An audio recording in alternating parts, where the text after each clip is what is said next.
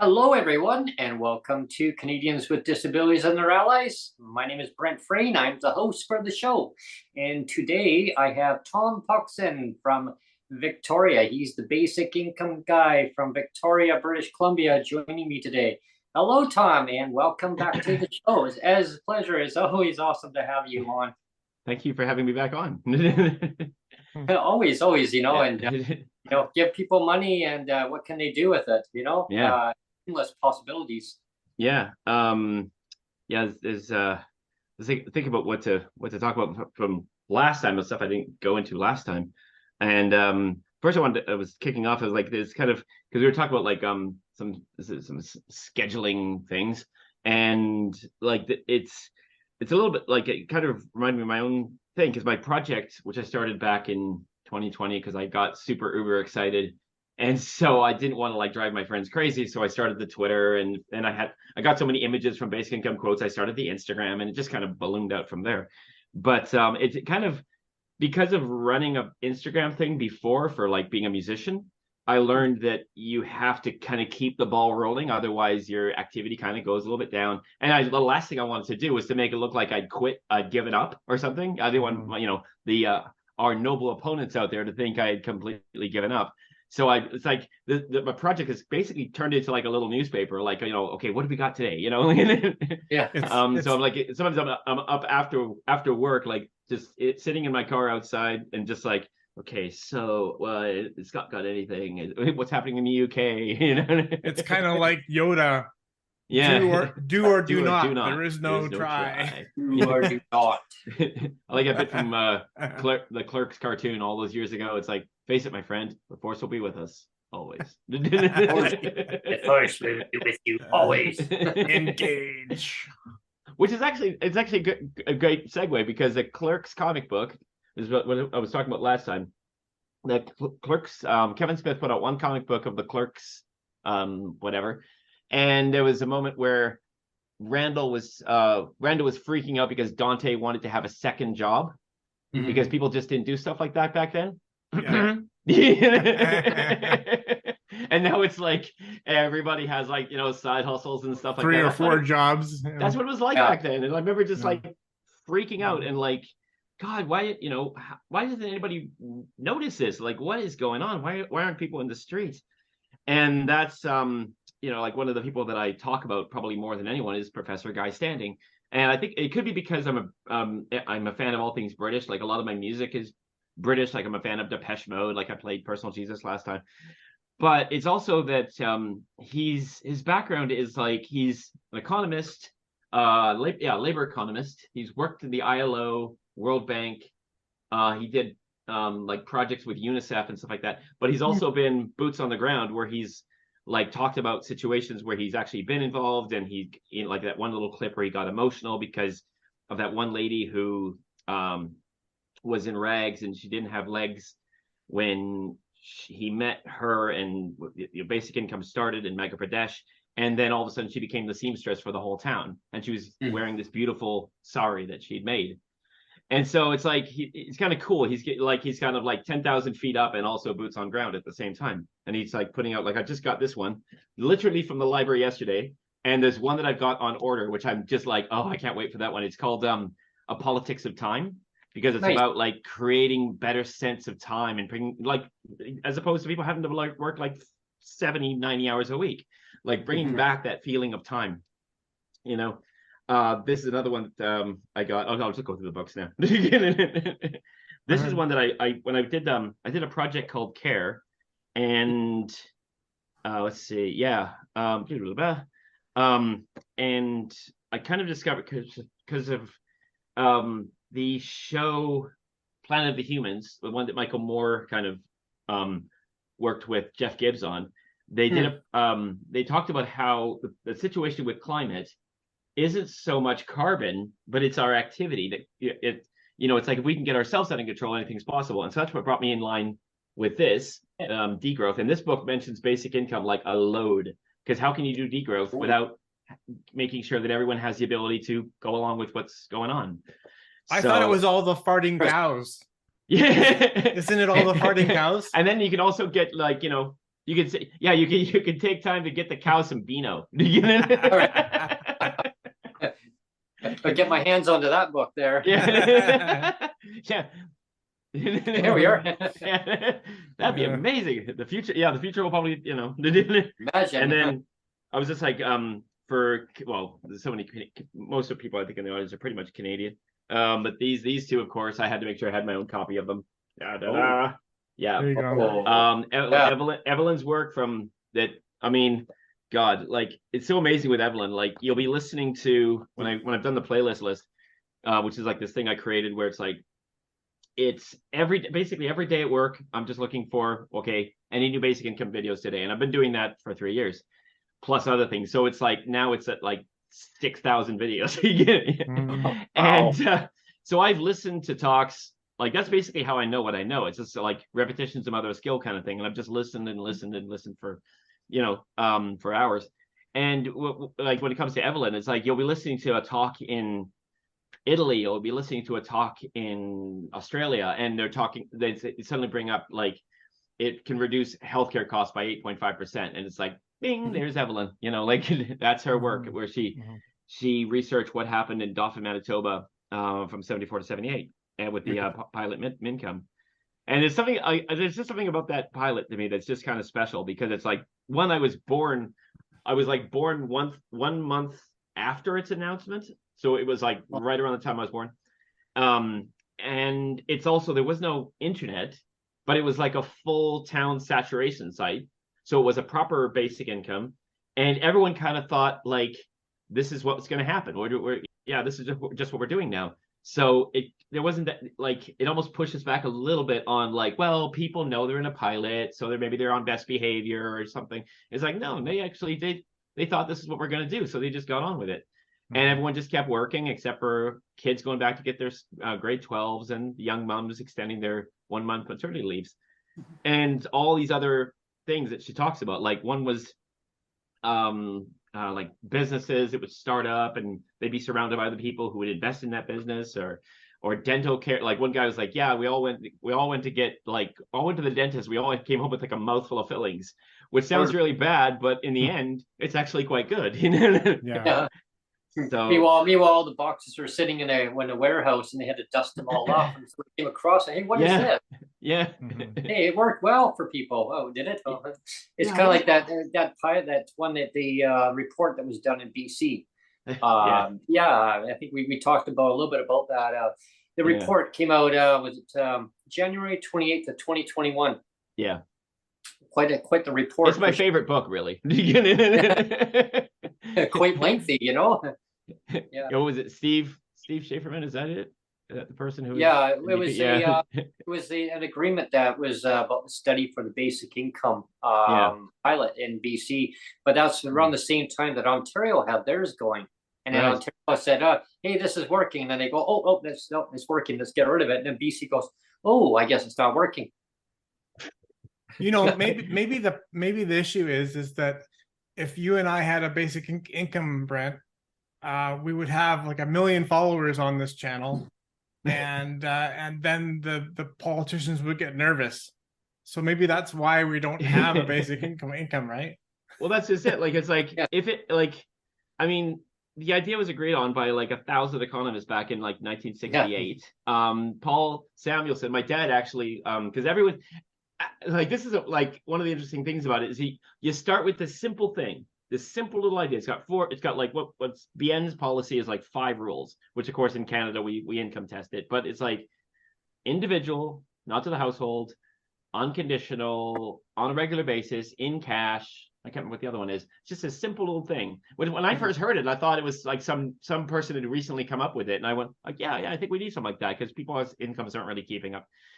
And then when I started looking into it, and I discovered the history of it, it's like, holy crap, this is huge. Why aren't we? It's like it was like a real like Da Vinci Code or something. It's like this has been around all this time. What?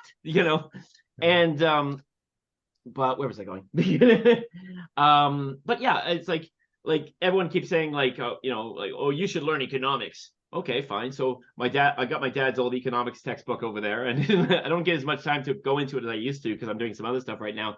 But I literally was like, yeah, it had like the book by Paul Samuelson, who agreed to the basic income back in '68, and I got the textbook by him and the workbook, and I'm going through it, and like the what was that, the possibilities curve and stuff like this. So it's like, from that you start digging into these other directions because it's connected, because it's underneath everything, so it's kind of connected to everything. And this is where it gets really kind of exciting. And like one of the projects I'm doing right now, which is kind of insane, and I actually blocked somebody because I even dared to even mention a little bit of it because this person claimed that progressives like myself aren't allowed to quote the Bible. I saw a couple times where people said, well, maybe we should, somebody should come up with some Bible quotes that support basic income or push back against some of the Bible quotes that are used against basic income. And it's like, okay, my mom was the head of the let's see if I can do this, the Secular Franciscan Society for Western Canada. She knows every priest in town. If it wasn't for my dad, her name would be Sister Joan. We were raised, very Catholic. I went to Holy Cross High School in Surrey back in the day. So it's like, all right, as Bell and Sebastian said, they write them like they used to, so it may as well be me. So I've started working on this thing, and to do it, I've been plowing through the whole Bible. And now, and like last night, I was like, got that book about St. Paul, because of course Paul was the guy who wrote the letter to the Thessalonians, which actually apparently he didn't necessarily write, because he actually died, and people kept writing on behalf of him. And some of the stuff that was written on behalf of him was actually kind of like, it seemed to be going in the direction of what the people in power want. So it's like it was already starting to be kind of like manipulated and corrupted. And but anyway, that's just my own theory. But yeah, like Paul's, like you might have heard Paul's letter, which is or that moment, which is, he who shall not work shall not eat. And people go, there you go, got to get a job. And it's like, well, okay, guys, let's break this. It's kind of funny how over here with one Bible quote, they'll pick it apart and they'll explain it, whereas with that one, it's just nope, it's word for word. And it's like, well, no, it didn't. Well, my big thing, of course, is the clawbacks, right? Yeah. And I actually like using Bible verses too, actually, I have to say. Yeah. And one of the Bible verses that I've actually put on my website, it's an editorial letter that I've written to the government before, like last year or something, but I put a Bible verse at the bottom of it. It's basically referencing, clawbacks and poverty, because it says it's from James 1 verse 27. It's pure and genuine religion in the sight of God the Father means caring for orphans and widows in their distress and refusing to let the world corrupt you. Yes. So that's a pretty heavy quote, right? I mean, every politician should be looking at that and going, well, so how is a clawback of widows and widowers? How does that fit into the Bible then, right? It's so many times, where it comes up like that. Like I'm going to blog it, and I'm also getting Malcolm Torrey's book, who's he's over in England. He did it because he's a lifelong Christian, and he's written a book about it. But it's also with Paul to the Thessalonians, as one minister was saying, it's like the Thessalonians were actually given the charge of taking care of people with disabilities. So that was actually what they were supposed to be doing. And a lot of them had gotten into their heads two things. One, that kind of thing back in the Roman age where you kind of see those pictures of it where like guys are just kind of lounging around and like talking and stuff like that. Some of them had started doing that, and Paul's like, "Come on, guys, there's people to take care of here." And the other one was that somebody told them that Jesus is coming back any minute now. So they're like, oh, we'll just wait. It's like, no. Show me the money. So Yeah, that means you don't have to do anything, right? We'll just wait for him to show up. Yeah, exactly. It wasn't Mike, yeah, you at Tim Hortons get back to work. It wasn't that. No. Yeah. But there's so many other ones that and there's other supporting ones, like how there was one, I think it was Paul to the Corinthians later on. He's like talking about like a blessing and abundance, and I'm like, well, exactly. Do you think God would have given us a God? Okay, for the Christians out there, do you think God gives us a world of scarcity and tight-fistedness, or grace and abundance? Careful, he's listening. Yeah. Like, so yeah, I mean, like, yeah. Well, steering away from the your Bible questions. But yeah, like other. Like, it was kind of like arguments I like, or like why I love BIVC so much. Got like little notes down here from last time. I also had an experience with Canada Media Fund. I think this is one of the things that also did it for me, which is that for a year, me and my former co-writer had Canada Media funding, and we also had the TELUS Optical Award because of the show we were working on. So we basically had a kind of basic income for a year, and I got to experience what that was like. Where you definitely always had this money, and it was like all of a sudden I'm like attuned to exactly what I want to be doing, and I'm focused. Like, I could never do stuff in the level I was doing it back then, but I can sort of do it. But it was that, and also I got more politically involved. I started like getting in, like checking out my city a little bit more. Like, I remember taking the #1 bus just because what's the number one bus like? So all the way to Oak Bay, I'm like, oh, this is really cool, and just, you know what I mean, like trying out different restaurants and stuff that I normally wouldn't have time for. Which kind of comes back to that care thing, where it's like there's when it comes to giving people more sense of time and the ability to roll with the punch when something environmental does happen, like what's happening, what was happening recently, or with when we had the fire thing here. Like, there's a line from Care, which I'll just read this one out. Obviously, we cannot work at the no activity level of lockdown, but we also cannot use the wartime measure of endless GDP to send our combined civilization off the proverbial cliff. Scientists said that the 5% reduction in early 2020 was great, but still short of the 7.6% needed to stop overall dangerous threshold of 1.5 degrees rise in global base temperatures. Considering this disparity of 2.6, we cannot just tinker around the edges of how we change things. I'm reminded of when the horse was overtaken by the internal combustion engine. The early designs looked like a carriage with simply the horse missing. It was not until visionaries like Henry George, what do you think of him, that the entire idea was shaped into what we now call a car. Like this, we need to completely re-envision our new way of living on Earth, not just with fewer plastic bags and more electric vehicles. And like, when it comes to the car thing, like, people are so funny, because I kind of heard about the idea of 15-minute cities back then. I was like, oh, okay, that's interesting. And then what is it, like half a year ago, the conspiracy crowd discovered it, and they went, what do you mean? And it's like, I'm waiting for them to attack degrowth. That's good. Like just mark your calendars, because they're going to be attacking that soon. But what do you mean degrowth? But it's like, yeah, it's like 15-minute cities are actually what we used to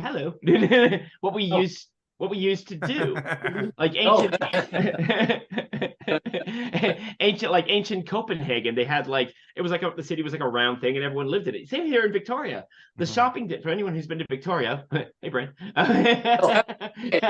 and Sonia, but like, Government Street, this is for one, it's the oldest street in Western Canada, but also it's called Government Street because the harbor facing side of the street was all government buildings, and the other side was the shopping district.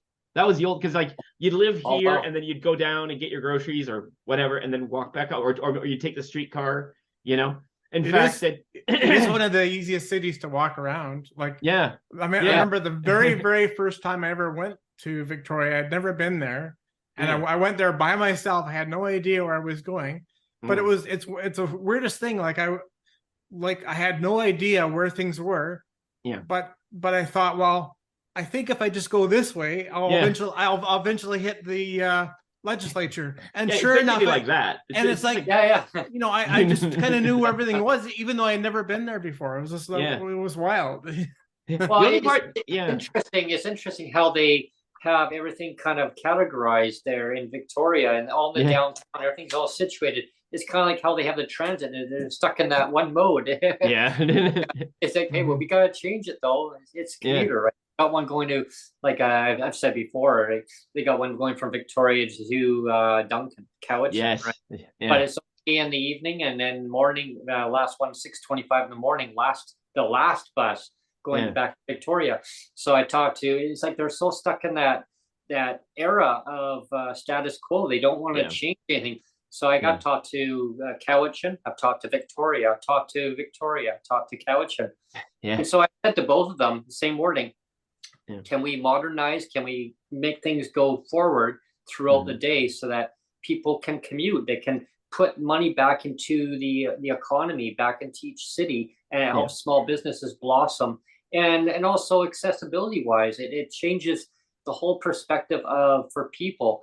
And Yeah. like, wow, yeah, that's a great idea. I go, hey, I know it's a great idea. Well, let's put it to work rather than just So, right? so I'm wondering, Brent. So you talked to Cowichan and you talked to Victoria. I'm Yeah. wondering, did Cowichan and Victoria talk to each other? That's what I asked them. That's what I asked them. Oh, well, you'd have to talk to our board Yeah, member. they have, I go, well, they have a central well, person then- between the. I said, well, then put them in touch. Come on my show, right? Yeah. You have to And talk then to our liaison people. Oh, for. Then they said, oh, they said, oh, well, it's up to the provincial government. Then they started upping off the branch. I go, well, I've Yeah. already asked them, and they said talk to you guys. So now it's like a, Yeah. but you know, Yeah. it comes down to that same thing about basic income, right? Yeah. You give people the resources, or you give them the transportation. They can actually get around. They can Yeah. be more inclusive in the society, right? Yeah, like it doesn't have to be this one or that one. Like we went, Yeah. we did that kind of like, I mean, we didn't call it 50-minute cities back then. It was just how you live. Like you think the beginning of Anne of Green Gables, the sequel, who remembers Right. that? My sister loved Oh, it. I could quote it basically, but like Anne goes from like the beach. She goes down, gets their post. She meets Gilbert, and they go back to whatever. It wasn't like, you got to hop on the bus because you got to go all the way to, because we kind of designed things then around the car because, like you could have the shopping district and the industrial section where everyone worked, and then the suburbs where everyone lived. And it's like, okay, so we're not doing that as much, but it's like, no one's like, I literally am a cleaner at two dealerships, and the guys who work there love cars. And it's like, I don't see like cars going away, but it's like, it's like working it better so that, yeah, you can still have cars, or maybe there'll be robo taxis, but you can have the best of both worlds. Like we used to have, I mean, speaking of the layout of Victoria, there used to be the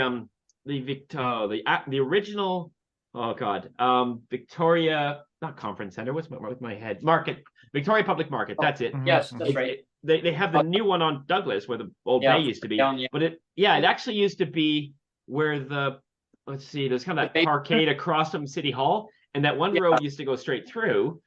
So you had like City Hall was literally on its own little island with the thing over here. And the Victoria Centennial Square is actually made from the bricks of the old Victoria Public Market.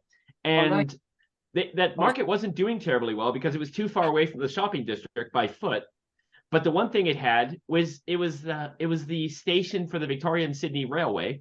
They used to actually come up the road, go down Blanchard. Now there's some crazy traffic for you. And then go onto the Nanaimo Street where Long McQuaid is. And then from there, it go all the way. There's actually a road called VNS, which stands for, Victorian Sydney Railway, all the way through Saanich, all the way down to the harbor in Sydney. And there was actually 3 trains. The Galloping Goose was a 4th train that went this way, but there was 3 that kind of wound their way up the thing. So it's like, can we do trains? Well, we did it before. Sure. Yeah. Like, it's like if we could do it in 1900, I'm pretty sure we can do it now. Let's go back to the future. Exactly. It's like they're kind of taking like the best ideas from everywhere, and it's like that's my thing when it comes to. It was one book that I used. I can't remember the name of it, but I used it for CARE, which is like it's almost like the worst thing you could do is try talking about climate change, not because climate change is not whatever, but because it's now turned into this loaded political thing, and everyone goes, oh, you know? And so it's Yeah. better like just to make it so that living is easier for people, and the fighting of climate change, or whatever you want to call it, becomes a lot easier to do it. It's instead of taking on this political thing, you're just making it so life is easier, and all of a sudden the need for this and that, and like, you know, and eating more hamburgers to get more farting cows, all of a sudden that stuff starts to go down just naturally. You know, Well, now they want support to people, they grow better, and the problems go down. Like, yeah. But now they want to study the ENN railway. Oh, well, you know, let's return to Study bikes, it. turn it to scooters. Let's just put the railway back in. I mean, build it and they will come, right? Study it. I was on it. It worked. It was great. Yeah. The end. Yeah. But it's like, yeah, like there's all kinds of things that can be like, it's like when people say, will there be work? Well, yeah, because, you know, like all the stuff I'm talking about has to be put in, you know, it's like, but some people can't do that kind of thing, like myself, really, because my, you know, my health down here isn't what it used to be. So, you know, like when it comes to, you know, people say, well, if you can tweet, you can work. Well, there's a bit of a difference between that and me going to employers and them saying, are you available, blah, and me going, yep. When I'd have to say, well, it depends on how my health is feeling that day. Well, I can't hire you. Like, well, you know. my big thing always, like, you know, I've been involved in a lot of employment projects that get people with disabilities working, right? You know, I always say that my work with the Sam Sullivan Foundation was like I was a kind of a cheerleader and getting people, Have we got you this? know, getting people, nice, getting people excited about work, right? But my big thing is, you know, I was talking about passion, right? And isn't that what we should all be focused on, and not like, I mean, ideally, right? I mean, it would be nice if people would choose work that they were passionate about, not just because they needed to have some money, but because they actually really, really wanted to do something. Wouldn't that be great if more people did that? You know? Well, you notice what I keep hearing, like, so much, like, it doesn't matter like which government gets into power, you know, like whatever province it is, there's always that theme. You notice that Tom and Neil, is like the jobs plan, because everyone needs a job, job. Yeah, it's like guys thing. Yeah, job. Yeah, it's like as soon as you said that, I immediately thought of this point that I've made in a video before, which is when I worked at Tim's. I come on, boobly bits. Shout out to Tim's. Boobly bits. But when I worked at Tim's, it was one person who really wasn't working out. Everyone knew it. He knew it. We all knew it. And finally, I don't know if he quit or got fired. But I then heard from a family member who came in to get a coffee or whatever and said, oh, so he's got a new job. I'm like, how's that going? Oh, it's great. His boss says he's the best employee he ever had. And it's like, oh, yeah, he's in big rig maintenance. He always wanted to do that. It's like, and there it is. And this is the point made by Wilhelm von Humboldt of it's a Berlin university called Humboldt University. As he said, you can get any man to mechanically do any job and he will do it. But if you can find the work that's meant for him, that's where possibilities really lie. And it's true. And you know, it's kind of like, let's make it so life is better for people than just any port in a storm. And then you wonder why the guy serving you isn't really into it. Well, because we've given him no choice but to take that job. And, you know, well, you better fucking smoke, you know. And it's like, well, maybe he's not supposed to be there. Maybe if you give him the ability to go, I want to do, give me a minute, that. And then, maybe you have to wait a little bit. Before, like I tried to be a bike mechanic years and years ago, and you couldn't just go to a bike shop. No, you literally you had to wait until the season was hiring in spring to actually start getting employed. You can just in the middle of December. Here's an example for you. Yeah. You can't lead a horse to the trough if it doesn't want to drink, right? No. Yeah. And I learned this one part in college many years ago. Wow, it makes me feel old. But an instructor said to me, we did this one focus group within our course. And it was like saying, okay, so what do you want to do? What do you want to do? And then they brought in this one other instructor, and we did similes of what your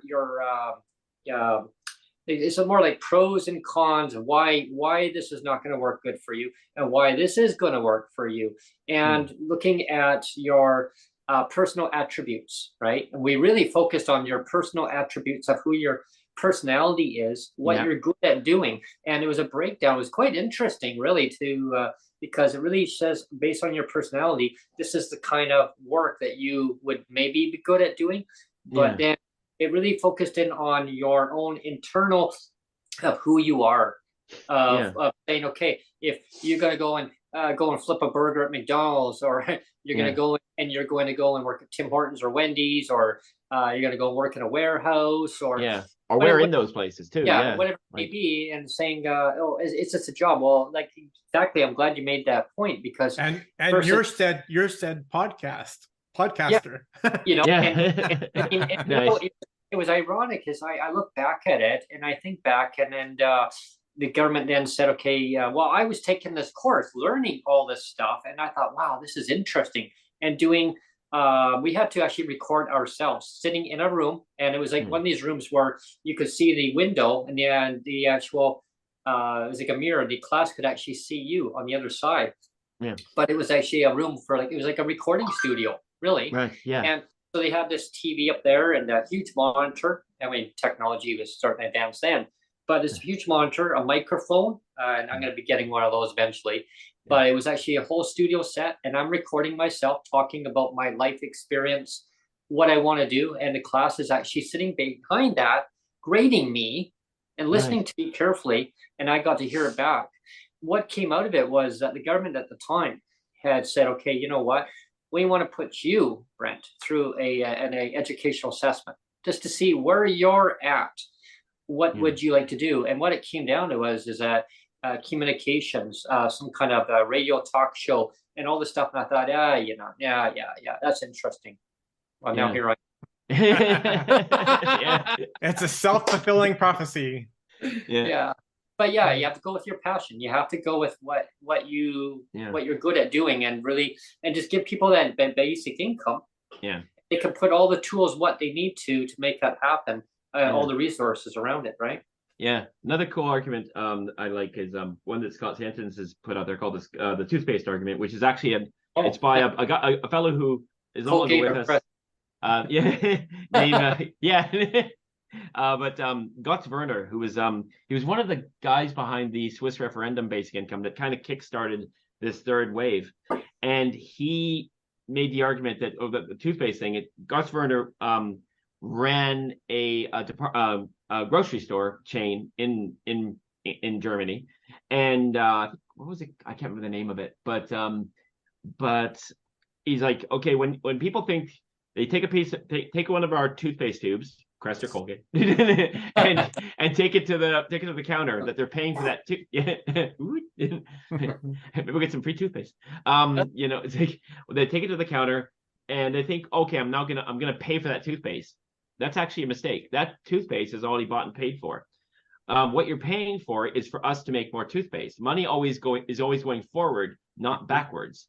And so what we've done is we've got the whole thing backwards. Money isn't the fruit of work. Money is the investment into work. Work is the fruit. Work is the fruit of money, not the other way around. And so what basic income does is it goes, here, show us what you can do. And that's what happens. People want to give back, I remember a chocolate bar being 25 cents and no tax. And people were, what? Are you kidding me? No, seriously. And they were bigger too. Yeah. Oh, yeah. And no tax, right? And chocolate bar, a bag of chips, a bottle of pop, $1.05. Hey, that 5 cents, for a ball deposit. I'd go and do my paper route. And Brent, just bring me back that bottle when you're done. Yeah, no problem. Here, just give me that dollar bill. Yeah, we had dollar bills, people, back then. Yes. Yeah. Right? No loonies, no toonies, or no. But that dollar, really, like, you could really stretch that dollar really far. I mean, wow, 3 items. Now you can't even get 1 item. Yeah, chocolate bars are now like, oh gosh, or something like that. But this is $2. $2.39 for plus tax. This was my first album, and the reason I called it the Gold Blacks is my first ever memory at all that, like, as far back as I go, is me and my sister going to a little corner. I thought it was a corner store. It was actually the office for the motel we were staying at. I think we were moving from Chilliwack to Langley or something like that.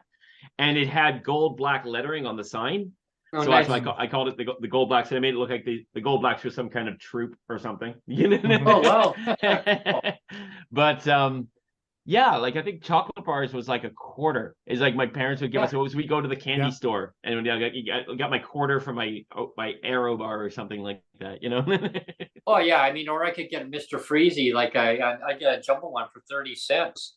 Yeah, A big giant one. Like I, personally, I didn't really like the big freezies myself. I don't know why. I just this could just descend into like all candies. Like you remember Lick'em Sticks? Well, remember those? Well, even I remember the best thing about the corner stores was they had like 1 cent candies. Well, no, they had pinball machines and they had arcade like little arcade cabinets, and I mean you would just throw quarters in that and have a good old time, Yeah, that's why I was on the ferry every single time, like watching some guy play Gladius or whatever. I didn't have the quarters, but I could just watch. But another favorite argument is from Kenya. The other great thing about this is funny. It's like it's one of the things where I'm in complete agreement with Wilhelm von Mises, who was like him and Friedman and Hayek. I mean, they're the root of like modern conservatism, and I'm not conservative. Hugh Siegel is. He's one of the longest running advocates for basic income in Canada. But what's interesting is Wilhelm von Mises explained something that speaks right to basic income, and it was shown in Kenya with the Give Directly experiments, where nice. Where what was it? Andy Lowry's book, Give People Money. I learned this from that, where like they'd see like these like piles of water bottles or piles of shoes, and it's like what's all that? And it's like, oh, that's from some charity thing. They wanted to help us, so they sent us shoes. But we have a cobbler in town, so we don't really use them. So we just put them over there. Maybe you can use them for extra material or something. But with the money, like one nice pole position was my favorite. Pole position. Or Spy Hunter. Spy Hunter was great too. Oh yeah, the music. Oh, it was great. Yeah. But with that one, it's like what people did with their money. Like one guy bought a chainsaw, one guy bought a motorcycle, and people think, oh, okay, so impulse buys. It's like no, the chainsaw was used by a guy to clear old stumps so he could give it to his brother, who's a carpenter, and the motorcycle, a guy used it to create a little taxi service, which is something they do in Kenya all the time. Like they just hop on the back and I'll drive you wherever. And it's like this is like there's no chainsaw motorcycle program out there as far as I know. It's like money can go to exactly the specific thing, and that's what von Mises said. It's like no government can give people exactly what they need the same way money can. That's what's useful about money, is it has that ability to go exactly to the thing a person needs, the exact color, whatever. It's like, can I get I need 2 of these, 3 of these. Do you have any of these? Like, like that's like when universal basic services, I'm not against something like that or job guarantees, but a basic income needs to be there as the floor that can service any kind of need. And then you can put these additional things on top, including like, I mean, as far as I'm concerned, it should be, a basic income should be livable. And then you put the disability amount on top of that. Yeah. Because if somebody can't work at all, it's like, no, they should be 10,000 feet above poverty. That was actually at the Bay Center. That's actually. Oh wow! They actually still have them there. Brent is so distracted on coin machine. No, but what I was gonna say is, you talk about basic income, and I mean, we talk about the Canada Disability Benefit. Yeah. Now that's kind of a form of a basic income. Yeah. But the problem with that though is, I mean, when we were talking about this, is that the provincial governments still are looking to get their hands on it, right? Like, this is more money that we can claw back.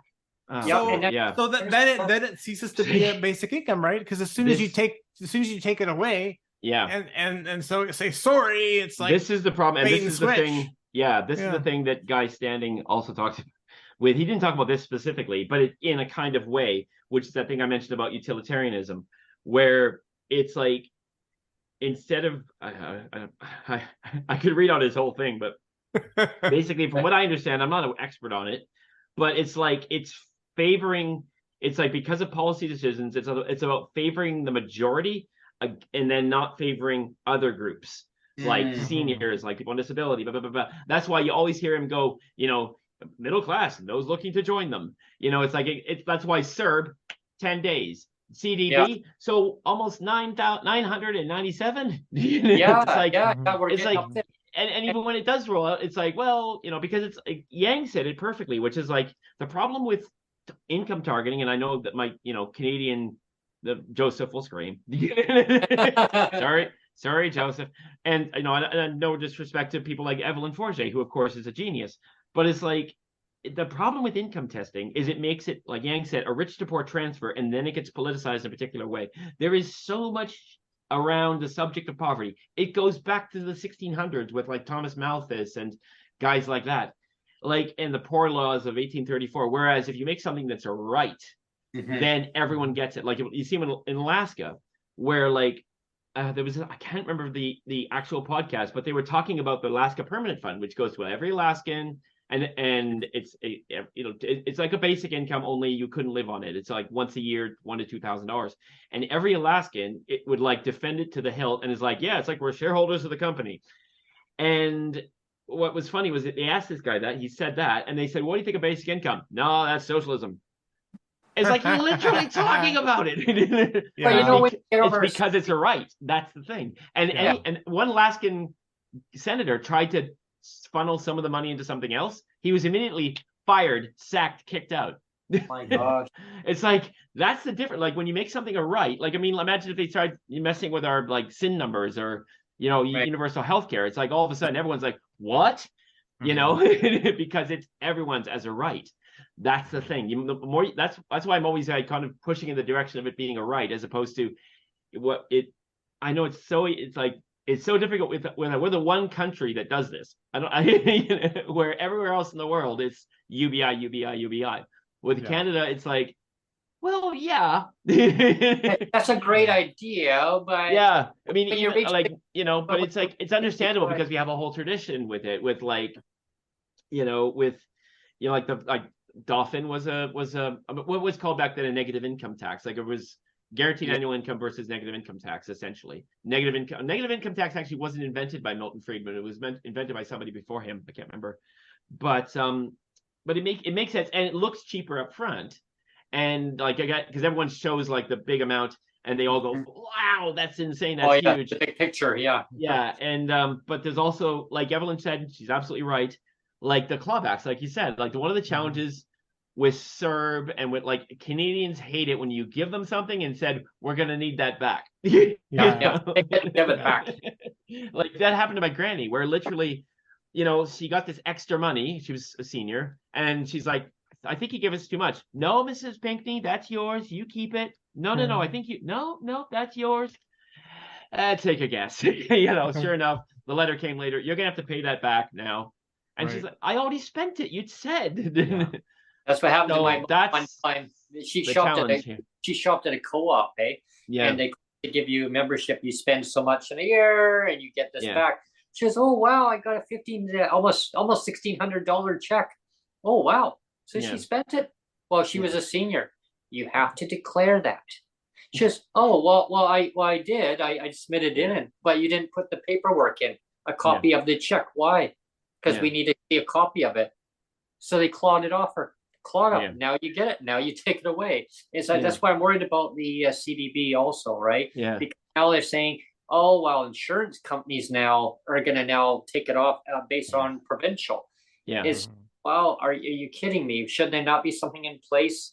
Which there was. Apparently, there's lawyers who apparently signed an agreement saying that, we're well aware of this. Now it went to Senate. Now they're apparently they're well aware of it. They're gonna sign off on it. Apparently, it's gonna go to Royal Assent, from what I hear. Yeah. And then it's gonna leave up to the provinces to decide and work with the insurance companies. Now we know what's gonna happen there. Yeah. Now here's the icing on the cake. Sonia was talking to her mom and dad about the they mentioned about the C-22. Yeah, we heard about this on the news. They'll give you probably about $200. They'll probably just top it up to the provincial, and here you go. Here's $200.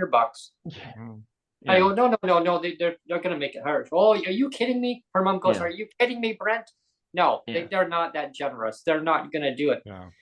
And that's where they, a basic income would be a hell of a lot better for everybody, right? Well, and that's the thing is that, Canada also signed on to the CRPD. That's right. And we're still waiting for that too. And that's where I can make a joke, and that's where I can make a joke and say, the only thing that Canada is good for is to do stupid stuff like changing the lyrics to our national anthem. Oh yeah, that's exactly like how much money that costs. It's so stupid. It's window dressing. It's not anything, and it's like but that's why when it comes to like CDB or people unionizing in Starbucks or GLBI, sorry Joseph, or and Enya, what Evelyn and whoever, I got Enya's CD over there somewhere, but it's like I will always be behind these things because I always am about people getting more money because, of course, like anything else to me would be insane. But am I worried it's going to not work out? Yep. It's like it's got to be we take everyone seriously. Everyone has inherent worth and we raise the floor for everyone. The end. Well, that's like, that's what I'm concerned about is that if Sonia's mom and dad are right, I mean they've been around the block, they know how it all works, and because they say, well, seniors only get $18,000, I think it is, per year.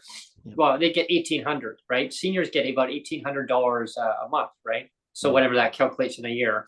But anyway, the problem with it is that if they're going to make the CDB equivalent to that, which I'm hoping they don't, I really hope they don't. Something tells me that we're going to be revisiting this down the road, and we're going to be saying, hey, what did you do here? Well, now, we've got more to do. We've got more to do. And then eventually they're going to come out with the basic income, saying, hey, this works for everybody. Well, why didn't you do it in the first place? Yeah. You know what I mean? Whose fault is it? Whose fault is it that we're all pessimists? They'll blame. They'll be pointing fingers. Oh, well, you should have done it this way. And well, that was the thing. Like we were like the basic income was where we were supposed to go. Like it was like the New Deal, and then the other thing, and then the 70s, and then of course we had the stagflation. I mentioned von Mises and Guy Standing has talked about this at length, with how it went from there to kind of market fundamentalism thing of like get everything out of the way of the market, trickle down, make it so people have less and less options but to work, so forth. And so like we used to be the leader of the world for affordable housing, as Jack Layton said in his book on homelessness, and that went away. And it was like the real attacks came in the 90s. Robert Reich talked about this, where he was literally he quit being labor secretary because under Clinton, this is the point that a documentary series called Neoliberalism talks about, where this is why Hillary was a dead man walking going into that debate, because her husband literally was a guy who destroyed welfare in the States, and like all these things all happen around the state. Universal credit, what happened in here in Canada, what happened is a worldwide thing, and now it's a worldwide, like all of a sudden you're seeing, well, there's 10 cities in Manchester, England, there's 10 cities in Prince George, there's 10 cities in San Francisco. It's like it's all over the world. It's the whole system that needs to be changed. And we were supposed to move in that direction of more security, but instead we went in the other direction.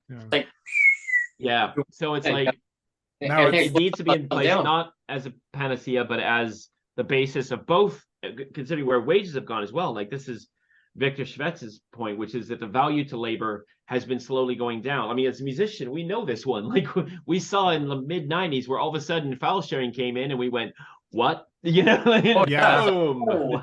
Attic Records gone. Like this place, this company gone. Like it wasn't because nobody was working hard enough. Like a bus pass, copy paste. So and now jobs are like fragmenting in bits and pieces, and it's just like people like we'll still work. Like people will still want things made by human beings, or like musicians. Like you'll still want. You could have a robot playing music, but it's kind of cool to have a human doing it. But I worry about this artificial intelligence, because I mean, I remember it was 1981 the first Terminator movie came out. Was it 81? And one of the first lines of the movie was Skynet. Skynet, but then it was like and then the robots became self-aware. And I'm thinking to myself, like, this is what's going to happen ChatGPT. now with Chat GPT. Well, it's like, well, Yeah. But you look at Back to the Future, when they went in and they part two, I love part two, really good. And so they're going, where are we going? Where we're going? Roads? We don't need roads. Yeah. But you look at the time machine in the year 20, Yeah. the what was it? 20. We just passed it or something like that. Yeah. And what was it? George Jetson was already been born. Yeah. Yeah, I know. But you look at that, and that was that was the idea back then when they made that. Yeah. So future. So now you wonder, okay, well, obviously they had that in mind of then. So now what can future now be? Yeah. Yeah. Yeah. So it's like, and like, I mean, this is what interesting with David Graeber. Yeah. David Graeber's book, Bullshit Jobs, where 37% of British employees believe they have a job that doesn't need to exist. And it's because we have this mindset around jobs that, well, jobs solve everything. Jobs. And it's like, no, like, I mean, we can people will still want to work, and there is other jobs are a subset of work, and more jobs are not what they used to be. So it's like we can secure that floor for everyone, and people will still want to work, and it will work better when people have that security. But there's jobs that, like, there's a guy on Twitter who literally called his account Bullshit Jobs, because it actually makes things worse when we're like overextending ourselves. That just like takes climate change and goes, like, so Well, like we're kind of working ourselves off a cliff here. Well, it takes a toll on you on healthcare too, right? Because if a person now doing all these excessive jobs here and there. So basic income, in a way, it almost like calibrates capitalism so that it works out. But less strain the healthcare system. Like, nobody has to get out of the Starship Enterprise to push. Like, they've made it so that's a pretty amazing system. You're still doing work if you're working on the Starship Enterprise, you're probably doing some cool science thing or tech thing or some other thing. But you're not, you're not probably doing a job of, you want fresh with that. And I can say that because I did jobs like that. Well, I remember doing a tour of Purdy's chocolates. Oh yeah, in their factory there. Nice. And it was a fun little tour. But one of the things that always stuck with me, and this was like years and years and years ago, but one of the things that really stuck with me was, everything was immaculate. Like all the stuff was like the floors were shiny and stuff. But I remember walking past this woman that was standing at a conveyor belt, and there's all these peanuts going by on this conveyor belt, and all she was doing was she was watching this conveyor belt, and her eyes were kind of doing this because the conveyor belt was like shaking too, right? and all these peanuts were going by, and she was just going flick, flick with all the peanuts, like the bad peanuts, right? Yeah. She was just flicking with her finger, like flicking the bad peanuts and going. That one could be automated by now. Yeah. That seems like a very non-rewarding job. Like, there's some jobs where it's like, we should automate that. I mean, now for some like automating Tim's or automating McDonald's, I think is fine. Like but like people, like I know people who love doing retail. It's weird, but they love doing retail. But you could work in some cool retail thing where it's like, hey, I've tried, we just got this in and it's from this country, or working in like a cool restaurant or something like that. I don't know too many. Like I remember when I worked at Tim's, and I know I'm harsh on Tim's, but it was like every person who worked there was on like some form of antidepressant. It was like it was not fun. And it wasn't like you'd literally have like the owner of the place driving like a brand new car, and this person who was in her 50s looked like she was about 22 with all the work she had done. But the average person is barely getting by who's working there, and they're working 2 other jobs too, and it's like, how is this not bullshit? Like, So it's like we can up the game of what work is, and I remember people will want more. Like it's like you could live off the basic. It's like I said in the video recently, it's like I'm literally the kind of person everyone thinks would quit, and I literally wouldn't. I'm a janitor. But it's like, if let's say I'm paying some kid to help me clean the place, $1,000 a month. And I said, hey, if I'll give you $1,000 a month to just stay home, would you quit? He'd be like, well, yeah. And okay. Now imagine I'm giving you $1,000 a month, whether you work for me or not. If you work for me, you're making the money on top, or you can work somewhere else and make that money on top. Would you keep working? And it's like, well, yeah, because I'd now be making $2,000 a month. Like most people are gonna want, like when you ask most people. it's so funny when you like Greg Beckman said, when you ask most people, would you quit? 90% of people were like, well, no, I'd keep going because I'd be better off of working and I'd want to do something and whatever. But other people might. Well, we've never run into these other people. Yeah. Or it's like the time that a vat overflows, you know. What do I do? It cuts off all the foam everywhere. We're coming to the top of the hour. I was wondering if you wanted to sing about unicorns. Here we go. Oh, Okay. oh, Yeah, yeah. Let's see. Pink ones. Oh wait, no, I didn't have that. Pink unicorns, Oh, aka yeah. clawbacks. Clawback. Oh, this will be entertaining. A long time ago, you could live indoors, tents your recreation, and you could afford pretty much anything with one single check. But the BCNDP are magic. We're talking PW clawbacks. Seniors magically healed. A Cooper accommodation, that's a really good deal. No sweeps, no reads, so endless forms, so you choose your born. Every one of these is a pink unicorn. Yeah. Oh, I think this came up playing music. Oh. Yeah. Yeah. There's more. For some encore. For some strange reason, politicians can't see rising homelessness and poverty. Wages and supports half of what they should be. And what's this thing called lobbying? We're talking PW clawbacks and you magically healed. Vancouver accommodation, that's a really good deal. The sweeps, no reads, or endless forms, so sure as you're born. Each one of these is a unicorn.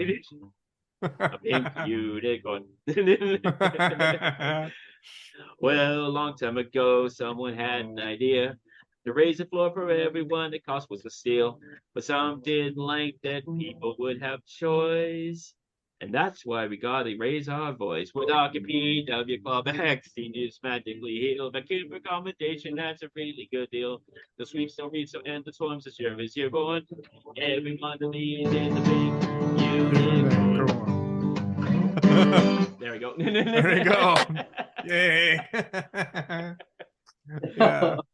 Yeah, you asked me that this morning. I'm like, wonder if I can write this like right now. Well, I even like the original though. Green alligators and long neck geese. Yeah, I know the song. Humpback camels and some chimpanzees. We do that one every year in really right.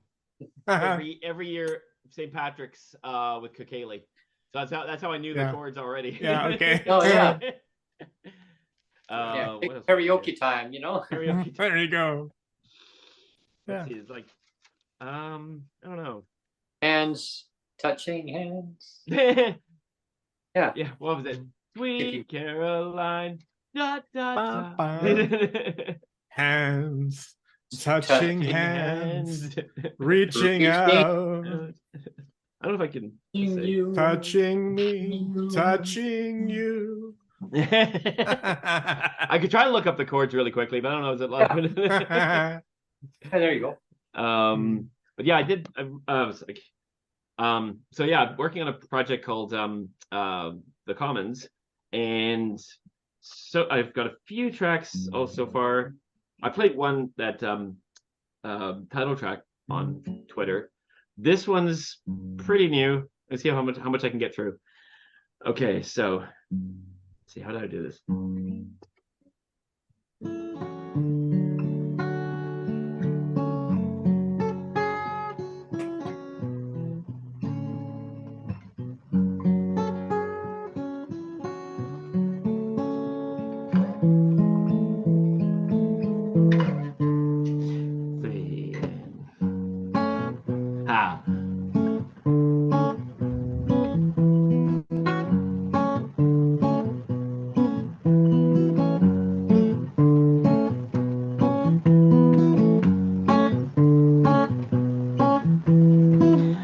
On the coast of the rolling sea, more and more is crumbling beneath.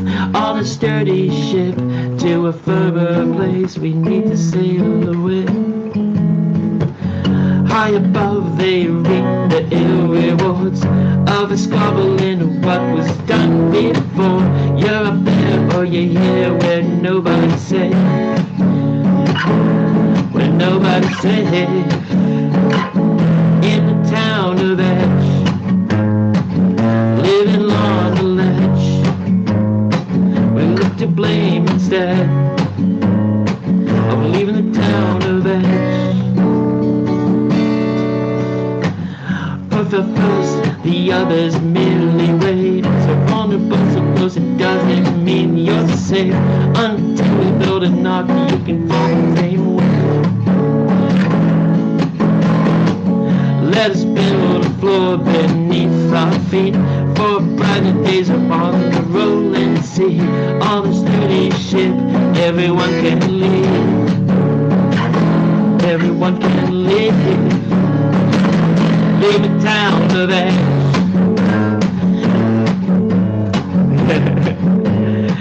Look to blame instead. Leave a town of Edge.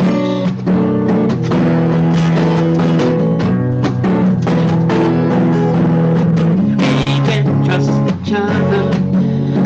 Oh, we can start somewhere, put our souls in motion. Souls in motion for the town we share. For the town we share. For the town we share.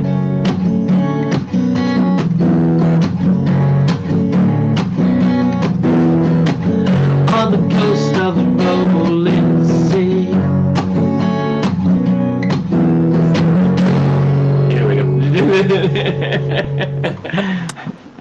There, thank you. I do. Thank you very much. Thank you very much. Hey, Tom, yeah, do you have one for C22 or dirt? I don't. Let's see. How'd that go? Let's see. How'd that go anyway? How'd that go anyway? Derb now, derb, derb, derb now. Come on now, derb now. Oh, whoa, whoa, whoa, whoa, derb now. I was trying to do bop, but I can't remember how I used to do that.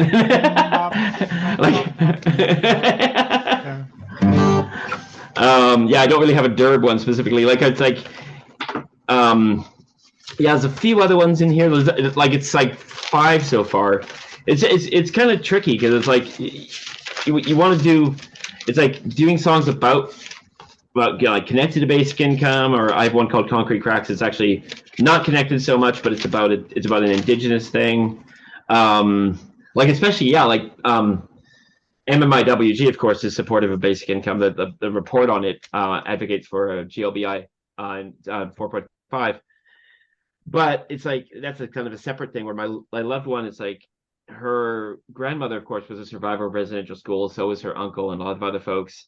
And there was a lot of feeling of being like, where you just feel kind of like you've come from this place that's told you to hate your own culture. Mm-hmm. And so you've internalized that, and you're frustrated and you're angry, and things are, and like you kind of try to steer away from it. But then I was at a thing with my loved one who was like, she was crying, and I'm like, why are you crying? And it's like the honor songs that were being sung at this Native event at the Victoria Wellness Center, or what was it? Songhees Wellness Center, I think. Not Victoria. But it was like it reminded me of my grandmother singing, and it's like, oh, that's fucking cool. Because like that part of her just fucking held on. It's like, that is so awesome. It's like, so I was like, the song's called Concrete Cracks, and it's about how like that like the little flower that kind of cracks its way up through the concrete, and it's like, it still breaks through and holds its own. And yeah, like it's, or how about Tom, Durbit, Durbit. You could do remember the whip it good. You could do the Durbit, Turbot good. Yeah, how does it? Let's try that one. Yeah, turbot good. Whip it. Whip it. Good. Yeah, whip it good. Yeah. Let's see if I can do this because I sort of know that one. I should. Yeah, kind of. Like, oh, what was it good? Yeah, it's like a whip. Whip it into shape. Wait, turbot good. Turbot into shape. There you go. It's not too late to turbot. Turbot good. There you go. Because we can get it. We can get it out. We can get it out. Imagine helping people. 900 days. 100 days. Turbot good. Nice. Turbot good. All right, give the pass a step on. Yeah. Hey, that could be a good new hashtag. Yeah, Turbot good. Turbot good. I did. I sort of. Oh God, I actually did that, and then I deleted it because I'm like, oh, I'm not. That looks like I'm not taking it seriously, and so. But it also, it's like trying to figure out where to not cross the line and make sure that everyone knows that I'm being respectful, but also have fun with it. You know, so it's like that's why it was like, oh, maybe someone's gonna think that's disrespectful because people are really suffering and stuff like that, and I don't want to make a joke of it. But it was like, no, not that it's not good as well. Like Tom brought everything down. No, I think Brent and I always get accused of that, right? Well, not always, but like that we're not taking something seriously if we're not always advocating for the CRPD, like. Yeah. You're not advocating properly or whatever. Yeah, or you're not talking about food banks and and getting to that. I mean, and I know the individual will be watching this, either live now or another time. And and I'm not going to single the person out because I'm not here to embarrass people. I'm not here to put person on a podium and saying, hey, like I need you to have all the attention. But when it comes to food banks, yes, like I understand there are certain communities in Canada that they do wonderful things, right? Small little companies that, a little mom and pop, they just want to provide something good for people. But like we said many times, food banks are not always accessible for people. They're not always, they don't give nutritional food to people. In some communities they do, like a small little tiny establishment. Great. But they were never meant to be a permanent fixture in our society. And I know, like the person mentioned in Ottawa, like there's an area, it's I can't even recall the name of it, but there's a small little community that's there. And I welcome the person to come on and we'll do a segment, talk about food banks, right? And that community. But give people the money, like basic income. You give them the resources that they need, and they can make those choices that's best for them. Yeah, and Food Banks Canada is actually in support of a basic income as well. Like they always have been. And so like how many times you see a thing on from CBC or whatever talk about food banks, and the person's there is like, we need a basic income, because we're seeing more and more people. Like there was one where it was like, what was it? It was in Toronto or something, and it increased like, what was it, 270,000 people coming per month or something insane like that. Wow. It was just like, what is going on? And of course, like what's happened over the last little while has just exacerbated what was already happening, where there's that one that, I mean, to me it's one of the best arguments ever, which is, as Robert Reich said, that if American minimum wage, not livable income, but American minimum wage had kept up to the cost of living, it kept up to inflation and with production, it would be $24 American right now. You convert that to Canadian, it's 30, and that was said back in 2017. Then you add what happened during the pandemic as well, which, and I always get frustrated because, of course, everyone goes, yeah, man, that was CERB. It's like, oh, for Christ's sake, okay. One, there was a lot more money printed than CERB. Two, there were places like Sweden that didn't print anything, and they have tons of inflation, way more than us. Three, UK has a conservative government.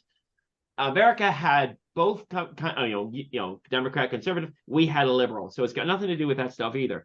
And I mean, sure, they can muck around with this bit and that bit, but basically the whole world had this thing. And one of the main reasons we all slowed down, I remember this distinctly. Like during the lockdown, gas prices went because no one was driving anywhere. And so Yep. gas companies went out of business, oil wells were capped, and then all of a sudden, according like our noble leader said, we all came roaring back. And so all the gas companies, like the amount of gas isn't as much there. And of course, even though it doesn't affect us directly, it can affect us indirectly, the war in Yep. Ukraine. So, I mean, like gas prices right now are at $1.99. Yeah. Well, of course, that's how goods get to market. So, of course, that's being passed on. It's not. It's like, well, it's Johnny who got served back in September of 20. That's 3 years ago. Yeah. Like I know that inflation. Like if you sure, like Iona Marinescu, no relation to Floyd, mentioned this in like when it comes to both labor shortages and stimulus checks in the States, was that like did it have it was an emergency printing, therefore it was printed money. Did it have an effect on inflation? Sure. Out of 100% of what inflation we had, it was like 5.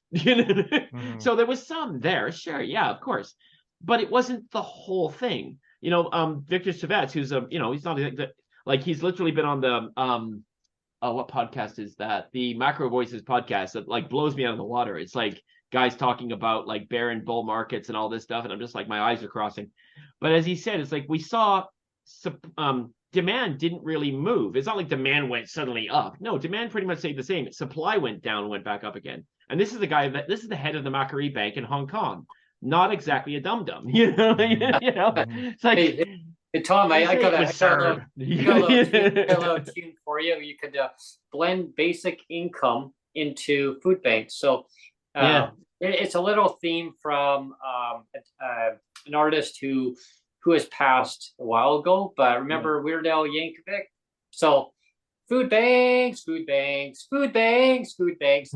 Give a person some basic income so they can go and buy their food. They can buy what they specifically want to get. Food banks, food banks. Yeah, Weird Al, I used to love the one. Because sometimes the food banks don't have it yet. I don't know. Give them the money so they can go and buy some food to eat it. Yeah. Give them some fresh fruit. That's the problem with me. It's like me and my loved one. We could honestly go to you, Vic, and bring ourselves forward as test cases because we have so many food allergies and food problems. Like I have IBS that makes it so that you have to pick mostly these. For some reason, garlic is okay, or maybe I don't know. But bread can be iffy. Apples are out. Onions are out. Like try. Like restaurant food is brutal I mean, everyone uses onions to saute, right? So, and like she has an allergy to tomatoes. Well, I mean, food bank, it's like, canned tomatoes, stewed tomatoes, blah, blah, blah, blah, blah. So that's out. Like if we got a donation to food bank, 90% of it would be thrown out because it's like, or given to somebody else. Not because of the, dented cans and dates, though that happens, but because it's like, no, I can't do that. Can't do that. Can't do that. I love it. Some of it's processed foods too, right? And I mean, the system can't handle certain foods. There's certain food groups that you can or can't handle. Yeah. And the name came to me now. It's called Parkdale. It's in Ottawa. Right. Yeah. I've seen a picture of it. I mean, it looks like a beautiful plate of food, but that's great for certain people that can eat that food. I mean, but it doesn't work for everybody, right? I bought you some apples. Do you want them? Yeah, can't eat those. It's acidic. Like there's certain apples I can't eat either. I get like little hives on my lip for some reason. There's certain apples, like allergic reaction. I love apples. Peanut butter, same thing. Like there's certain peanut butters I've noticed that there's a reaction that I'm getting. It's either that or it's the bread. And I know I'm not allergic to nuts, but there's something in it that is either the bread or some component within the peanut butter. Yeah. So. Of course, it's just my system says, what are you doing? Hey, I got hungry. Go eat it. Eat it. Yeah, there's this one too, which is like I gotta play it because it's like it's a title track. And it's actually a 16th century poem, and it dates back to my hero, Guy Standing. As he said, first basic income, as far as he's concerned, was a charter of the forest. It gave everyone rights of subsistence in the commons. And so in the 16th century, somebody wrote this. So let's see if I can do this.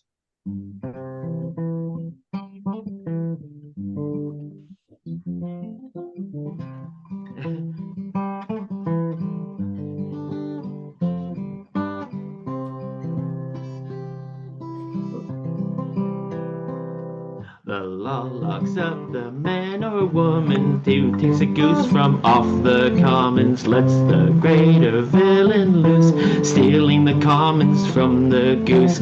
Law demands that we atone when we take things we do not own, lets the lords and ladies find taking the things that are yours and mine.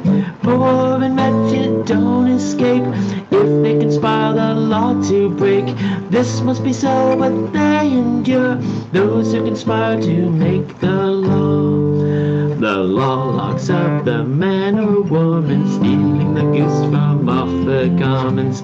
Goose was still a common black till we go and steal it back, yeah.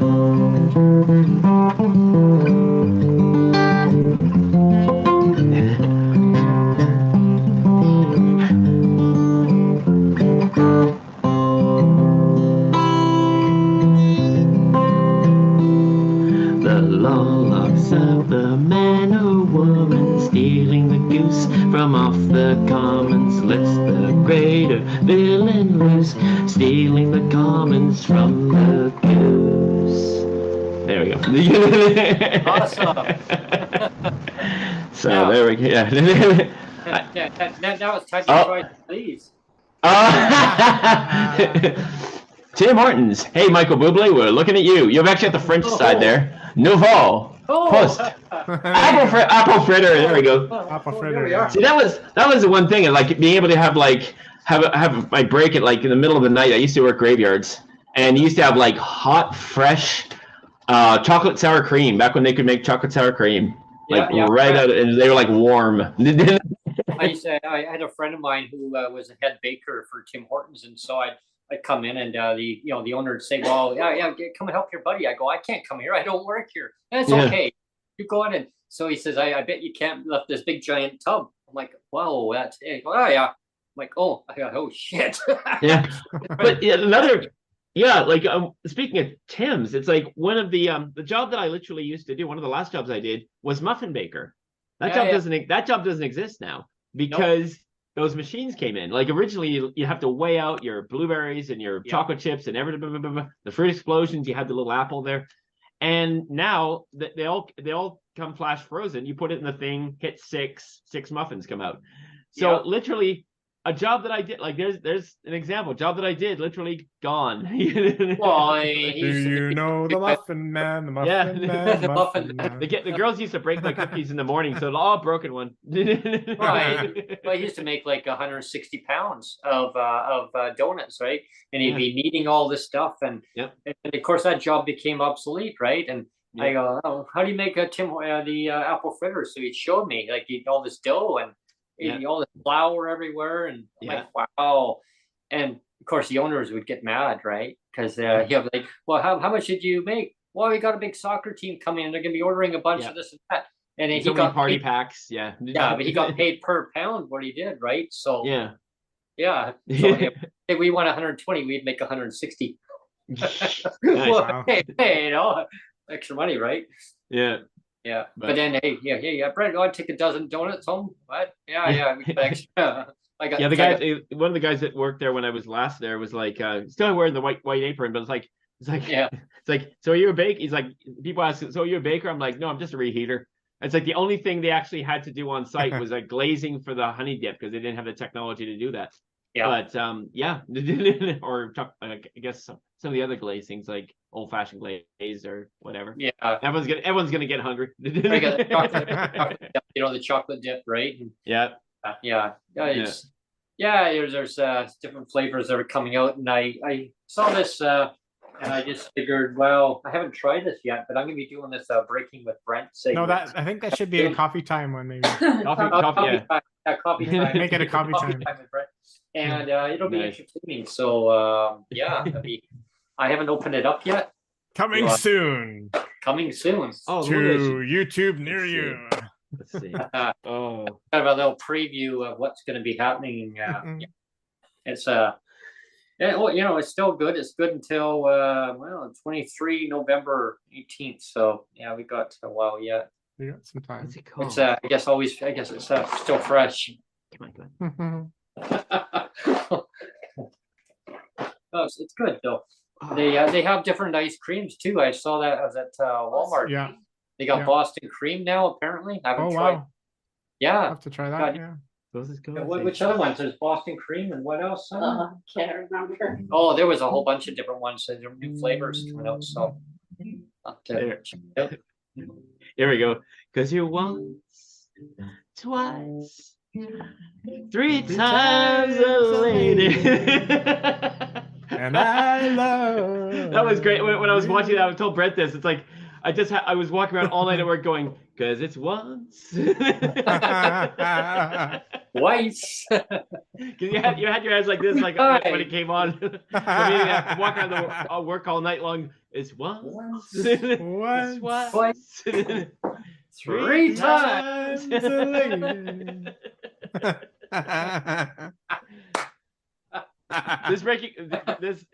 This podcast is like this dissolved into a little like we're getting It has. completely Oh, Yeah. I like putting those little It's fun, though. songs Yeah. at the end of your videos. Like the last one was "It's the end of the world" Oh, as we there's know one. it, with the miracle whip, right? The Frozen Nice. miracle whip. It's the end of the world. You know it. But And yeah, I feel fine. like I said, I literally the old one was like it would do exactly that. The new one, it's like it won't. It kind of comes up close to like 4 degrees. It gets there almost at two between 2 and 4 is supposed to be the for working at Tim's, and it kind of comes around there, and everyone's like, "No, Tom, it's fine. It's 4 should be fine." And I'm like, so this one's problem is it can't really get down into the really like safe zone as well. But it's not bad enough to be annoyed about, but it's like, like the same sort of thing. Like, do I bug them and try to get another fridge? And then I had a microwave explode on me. Like that's, wow. It's just all of a sudden I open the microwave door and boom, like all of a sudden lights go out. Yeah. It's like our fridge. No, don't adjust the freezer. Don't adjust the temperature in the fridge. And the maintenance company that came in, so-called fixed it. And so they would have told management, make sure they don't touch it. So now we put stuff in the front. If you don't want it frozen, keep it in the front. Put it in the back. Oh, you want it nice and cold? I put mayonnaise in there. That mayonnaise stuff. So scoop of ice. I'm like, what the heck? That miracle whip. It's just you know. I mean, talk about like my brain's always on. It's like I talk about resilience or the need for resilience because anything can happen at any time. Like I could accidentally, unplug the freezer because I'm doing something and forget to plug it up. Like I had something like that happen, not in that way, but fortunately the freezer wasn't that full. But I mean, like if our freezer died or something happened with that, it'd be so like bad. It's like.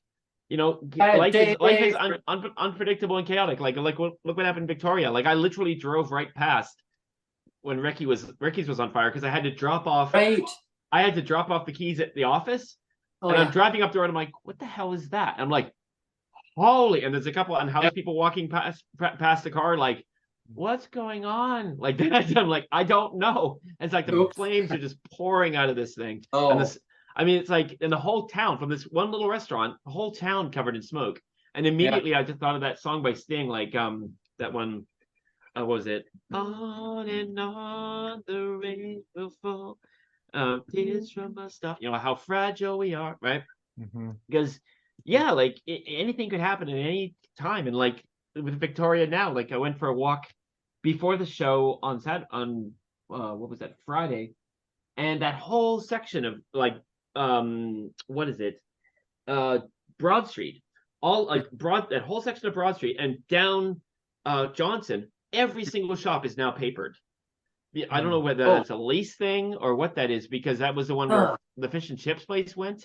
Yeah, and it's like wow, and that's the thing about round table capitalism and REITs and these guys are like billionaires that straddle the globe and like if you want to know where to get the money from. Those guys like this, financial transaction tax, land value tax. We can throw those things in, get that money, and like a conservative MP said to Kim Pate, it's like if we can go after money laundering and this kind of stuff, we can pay for all your ideas and then some. Kim, here's another song. Honesty is such a lonely world. Everyone is so untrue. Honesty is hardly ever heard. Mostly what I need from you. Like Billy Joel said, there's a job, there's a gig here. That's right. Yeah. Yeah. All right. Yeah. Jailhouse. Yeah. I got my double bass is way back there, but yeah, it was like for musicians, like people, like like Martin Gore said it when it comes to like Martin Gore, the singer songwriter of Depeche Mode. He's like, when it comes to like music being a job, he's like, and it's like I'll do the accent. What the hell? So I had a friend come to the studio, and he lasted about 15 minutes. And he left. He got, I don't know how you can do it. I don't know how you can stand it. I got to leave. I didn't have the heart to tell him we've been listening to that one sound for about 2 weeks. and you know, Tom, there's only one route. It's called Route 66.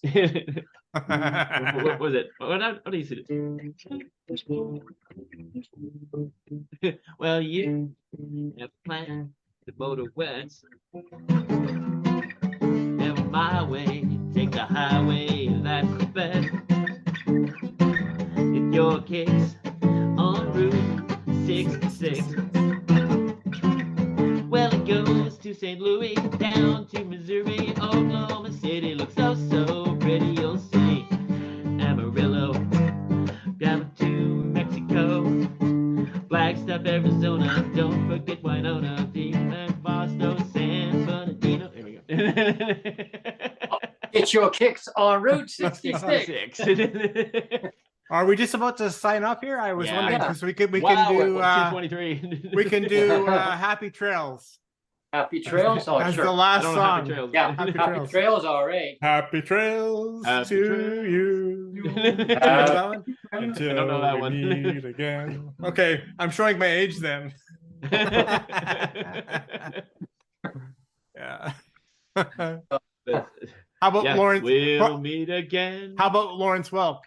Time to turn on the bubble machine. Do I have that one? I might actually. Hold on. Give me a second here, because I might actually have that. Oh. 'Cause I played with somebody else who did that song. Oh. Nice. Sucker Row. Oh, good heavenly days. Yeah. Okay, let's see. Coming home, I've done my time. No, it's not that one. What's is this? Was it Capo Fifth? Okay. Whoop. I'll do a different one. I don't have that one. I can do this one. Let's see. I'm coming home, I've done my time. Got to know what is and isn't mine. If you receive my letter telling you I'll soon be free, then you'll know what to do if you still want me. If you still want me, yeah. Oh, tie a little ribbon round the old oak tree. It's been 3 long years. Do you still want me? You don't see a ribbon round the old oak tree. I'll stay on the bus, forget about us, put the blame on me. I don't see a yellow ribbon round the old oak tree. There you go. There we go. Or there's that other one, knock 3 times on the ceiling if you want me. Yeah. Again, I'm showing my age, I guess. You know why I know all these songs is because I'm big in karaoke, so I have all these songs on karaoke tracks. I got this one, of course. Why do you build me a building? Oh yeah, Buttercup baby, just to let me down. Yeah. I like that song actually. Oh, here's Great one. one. Here's it. Yeah. Is that hair gel? That's from the movie. Remember that? Is that hair gel? Fill me up. Buttercup baby. Anyway, we can get out of here. Okay. Yeah. I hope everybody liked the little musical interlude. Hope everyone had fun. We'll do green there was a- alligators along the geese. Oh yeah, here we go. Humpback camels and some chimpanzees. Go on.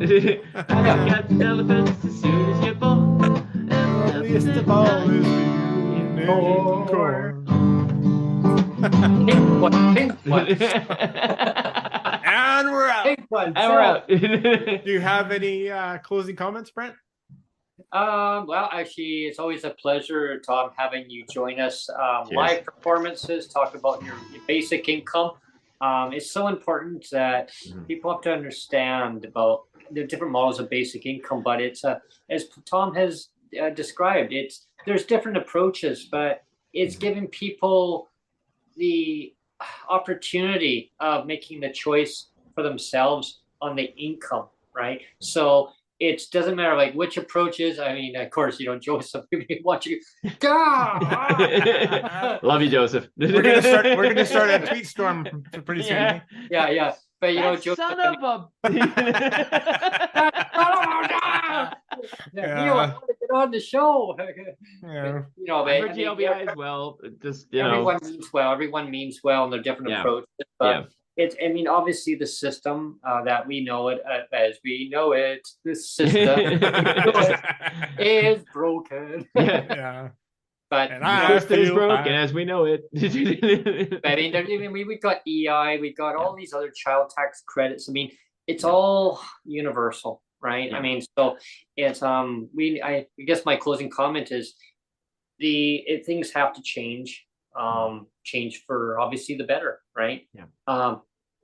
How is it going to be done? Well, contact Tom. Look at his Twitter feeds. Post when you post stuff about basic income, start following the little pittance, the bread.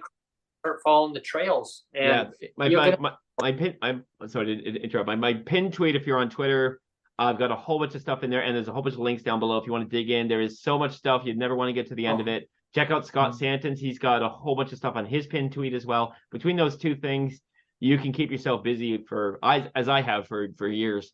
So there's so much to learn. There's so much to learn. Yeah. And it's all about not about pink unicorns as green alligators. Pink there's I had to throw that in there. But in all seriousness, though, it's always great having you join us, Tom. And we're gonna do this again soon. It's been fun.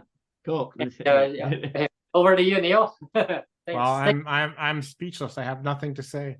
There's pink alligators. Pink alligators. There you go. Yeah. That's a new one. That's a new one. We're pink alligators. And there's green unicorns. The green unicorns. There you go. But now we got to turn the green magically into pink.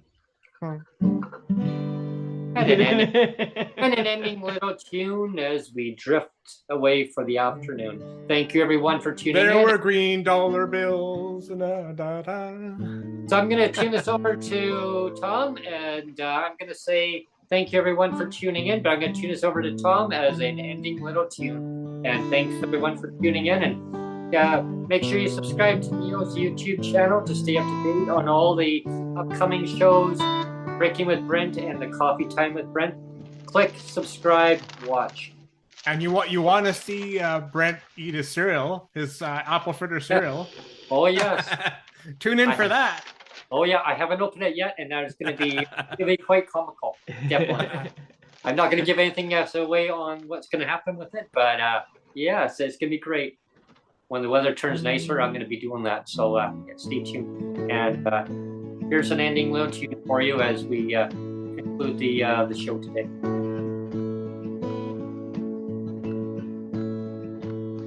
What could change the world but the courage to put our hearts and our souls in motion, souls in motion, souls in motion.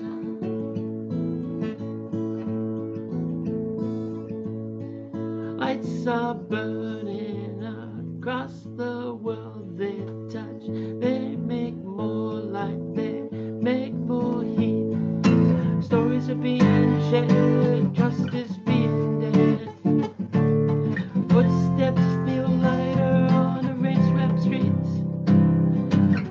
The room's breathing.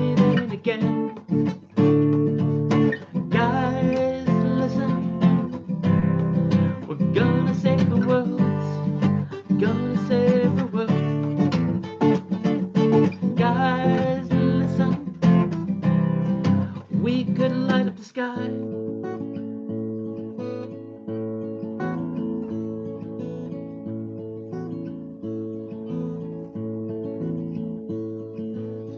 Lights are burning across the world tonight.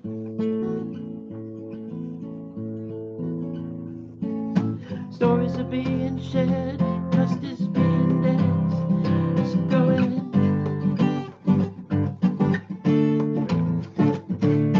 Guys, listen, we're gonna change the world. We're the souls,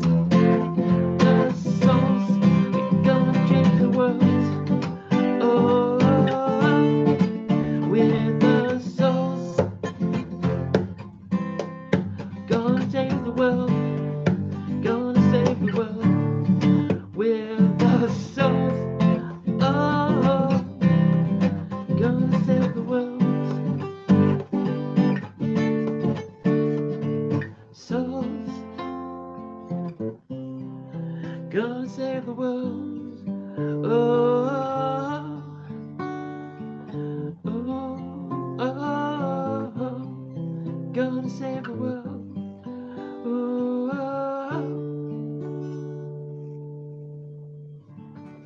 Thank you. Bye, everyone. Yeah, right Bye. on. Thank you so much, Tom. Cheers. Yeah, thanks everyone for tuning in today. This has been awesome, awesome podcast today. Yeah. Great. We'll see you Cheers. again soon. Cheers. Yeah.